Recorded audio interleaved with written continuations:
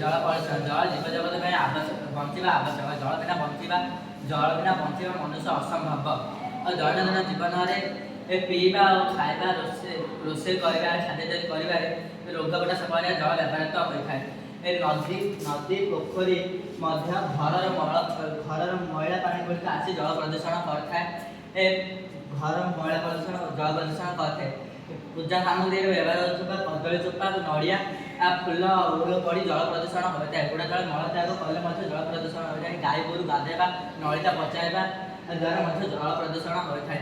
अदरकारी सामान जो विभिन्न प्रकार अदरकारी गुड़िक वस्तु पकई जल को प्रदूषण करवा नहीं आम दूषित जल को व्यवहार कले जमीक हईजा टाइफॉइड जॉन्डिस ज्वर ठंडा आमशया यहीपरि विभिन्न प्रकार रोगर सम्मुखीन होगा पड़ता है। नदी पोखरी थी प्राणी जेपरिक माछ बेंग एपरी सब प्राणी मैंने विभिन्न प्रकार रोग सम्मुखीन हो मृत्यु मुखर पड़े। कलकारखानार प्रदूषित जल को आम विशोधन कर नदी पोखरी में छाड़ा जहाद्वारा जल को आम चाष उपयोगी लगे पार। पोखरी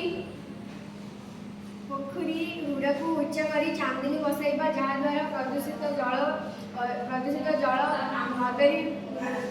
नदी भीतर प्रवेश कर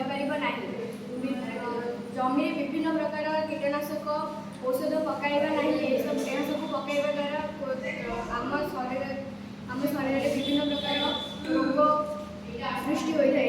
आम जल विभिन्न प्रकार आम नदी लुगा सफा करवा नहीं गाई गोरु मान गाधेबा नहीं यही सब कार्य करने द्वारा आम दूषित जल पान करने को पड़े। जदि आम यही सब कार्य करें आमको विभिन्न प्रकार रोगर सम्मुखीन होगा पड़ो।